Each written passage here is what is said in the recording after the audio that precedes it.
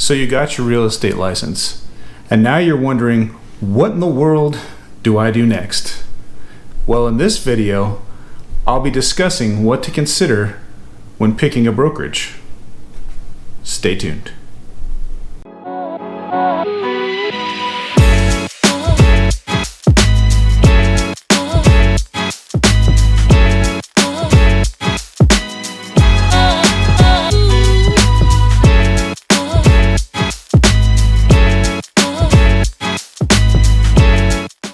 Hey guys, welcome to the channel, or welcome back to the channel. My name's Jay with the Brandis Properties Group. I'm a licensed agent in the state of Texas, and I'm looking to partner with agents all across the US.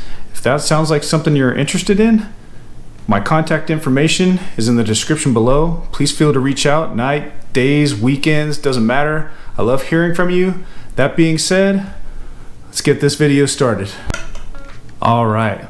So you just got your license and you're ready to pick that brokerage. The first thing I suggest that you guys do is do a little research on all the brokerages in your area. Different brokerages offer different things for their agents, different perks, if you will. You're gonna wanna go in and interview several different brokerages, talk to them, ask them questions. Some of the things you guys will want to talk about when you're talking with the brokerages is ask about splits, ask about caps, ask about fees, all these different things. Ask about lead generation. Whatever you think that might be important to you up front, which all those things should be important to you up front, you're going to want to ask about. I would recommend talking to 2 or 3 different ones at least, minimum, so that way you kind of get a feel for how the different brokerages in your area are with their agents, what they provide them and what they don't provide them. Real estate is not like having a regular job. You're owning your own business. You are a business owner. Yes, you have a broker, but you want to make sure that that brokerage is supporting you in the ways that you need. All right, after you've narrowed down your brokerage search to a couple, maybe 2 to 3, after you've spoken to hopefully many, try to find agents that work in those brokerages. Ask them questions, ask them whatever comes to mind. This is something that you guys don't be shy about it. Be straightforward. If you have concerns or questions about it, ask. It doesn't hurt to kind of maybe set an appointment with the agents, because with real estate there's a lot of busyness to it. So maybe if you set an appointment, tell them what it's about, say, hey, I'd like to talk to you about your brokerage.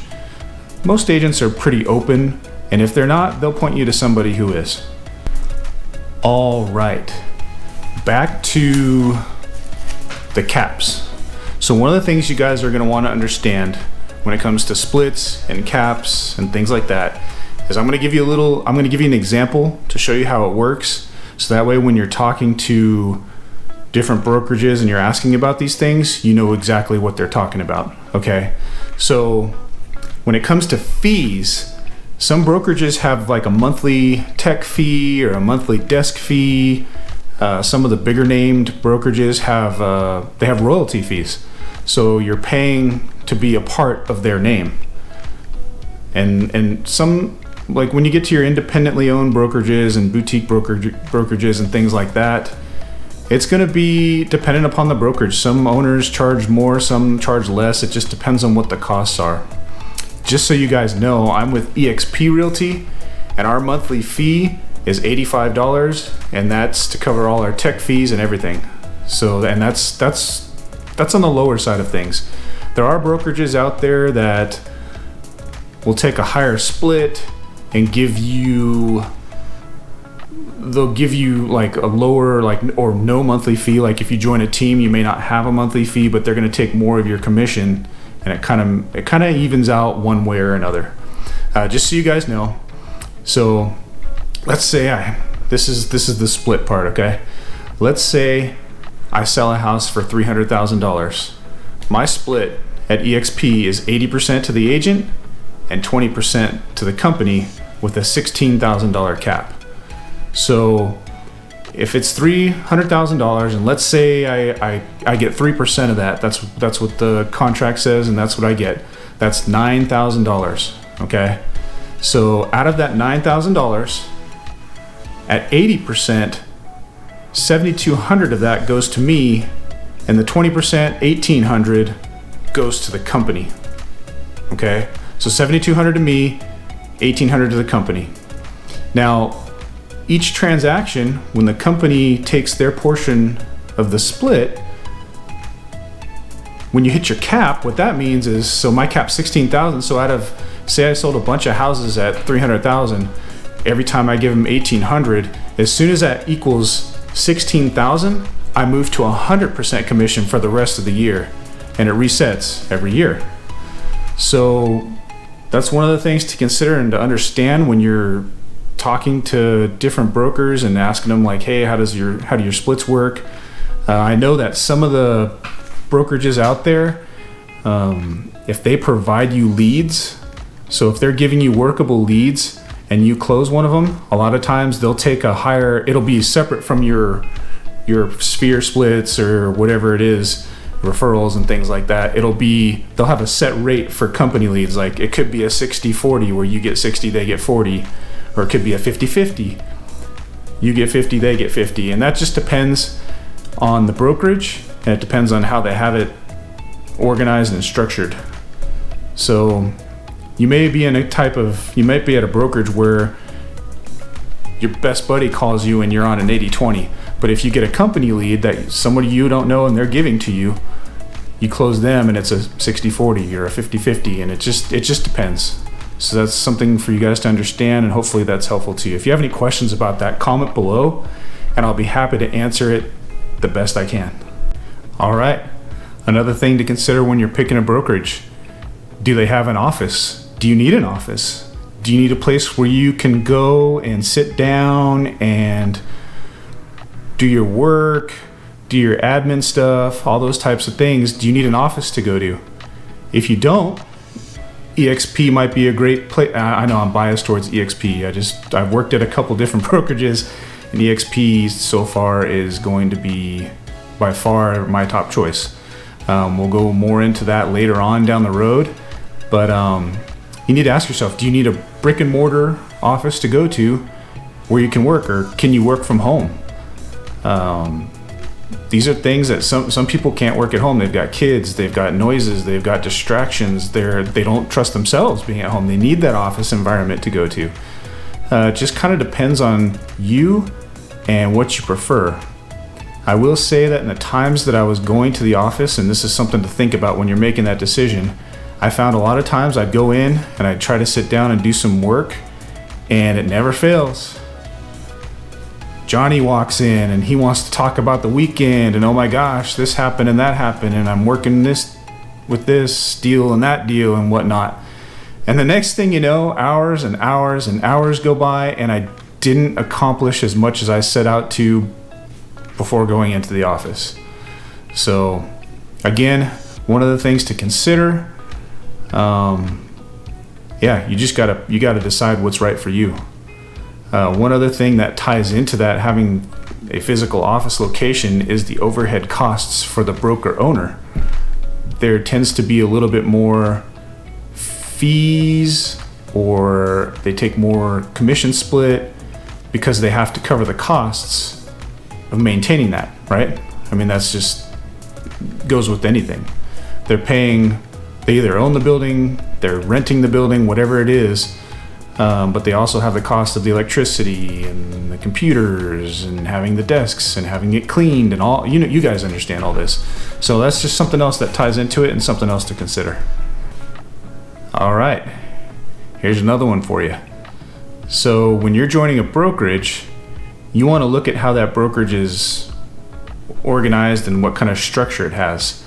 Most of your brokerages out there, I'm not saying all, I'm saying most of the ones that I've had personal experiences with, you'll have a broker, you'll have a bunch of agents, you'll have solo agents, you'll have teams, you'll have all kinds of things going on in that office, right? You'll have to kind of sit down and decide, do I want to do this on my own, or do I want to join a team? Keep in mind, a lot of times when you join a team, they're going to hold you accountable, and and it's not to say that there's not accountability outside of teams, but teams have a higher expectation of you showing up for work and getting things done. And rightfully so. I mean, a lot of times your team leaders are providing you leads and teaching and coaching you and mentoring you to push you through to get you to where you're successful. Because when you're successful, they're successful. As far as being a solo agent, there's a lot of benefits to that too. You're kind of on your own schedule. I say you're on your own schedule, but you also have to take into consideration your clients too, because you're kind of on their schedule for some of the things, and it just kind of depends on what you guys have going on. But yeah, there are brokerages out there that the entire brokerage is set up as one large team. There's a buyer agent team and a listing agent team, and then there's your transaction coordinators in the middle, kind of handling all the paperwork in the middle. So it just depends on what you guys fit into and what works best for you. I've worked in several different ones, so I can tell you that there is good and bad about each one of them, and I learned from each one of them. So it's all what fits you and what makes you the most productive and the most successful. All right, this one is for anyone with a current career looking to make a change or a switch, but especially my LEO guys out there. Trust me when I tell you that I've been through this. So I know what it was like, and I know how tough it can be, but it is doable.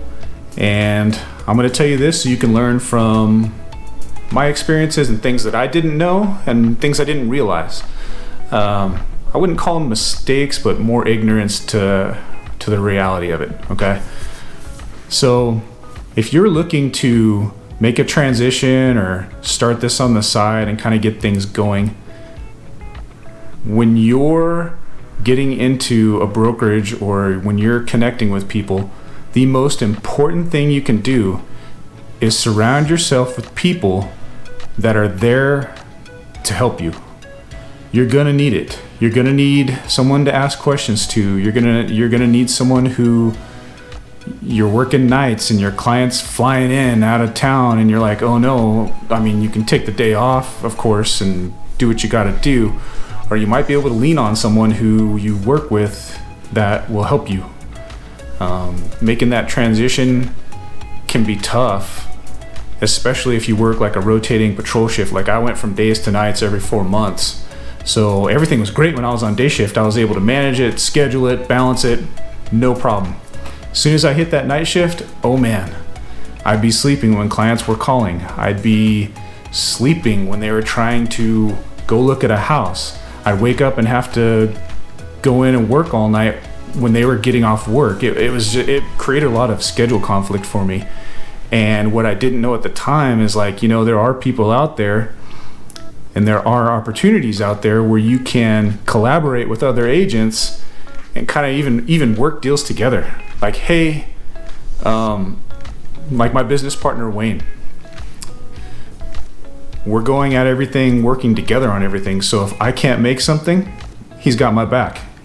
He'll show my client the home, he'll write the contract, whatever it is, and vice versa. And that's one of those things where having that support and having that someone you can lean on it's invaluable to you, especially if you're working another career while you're getting this started. So just something to keep in mind, guys. A lot of opportunities out there, and yeah, you just gotta think about these things when you're making your decisions. All right, I'm gonna go back to brokerages providing leads and touch on that for a minute.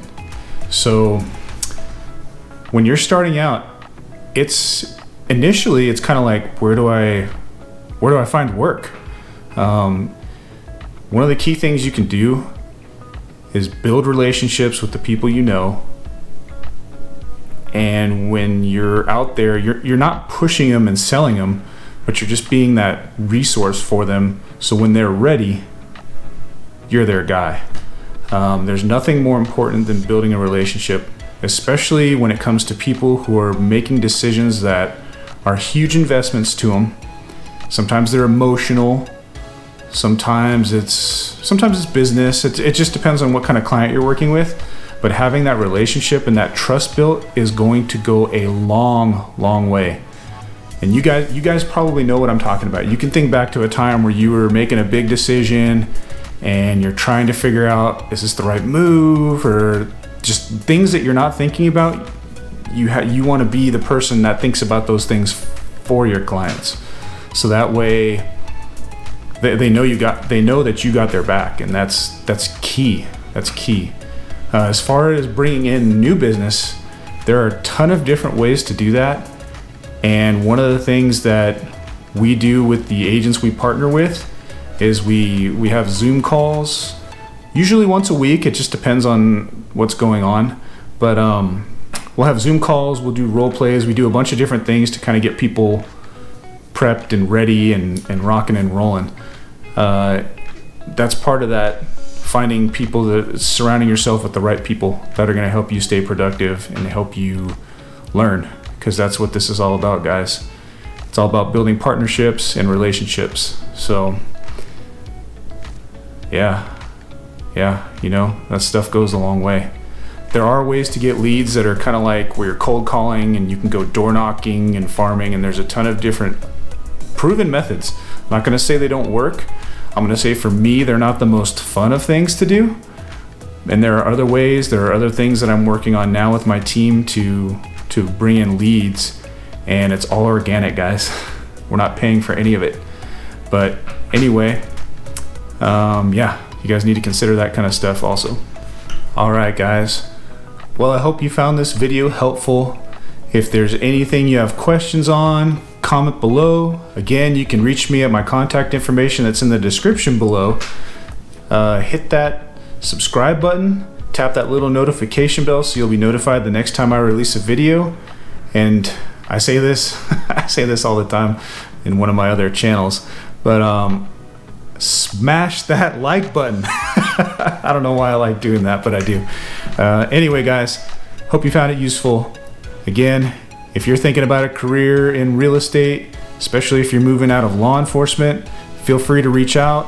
Nights, weekends, days, call, text, email.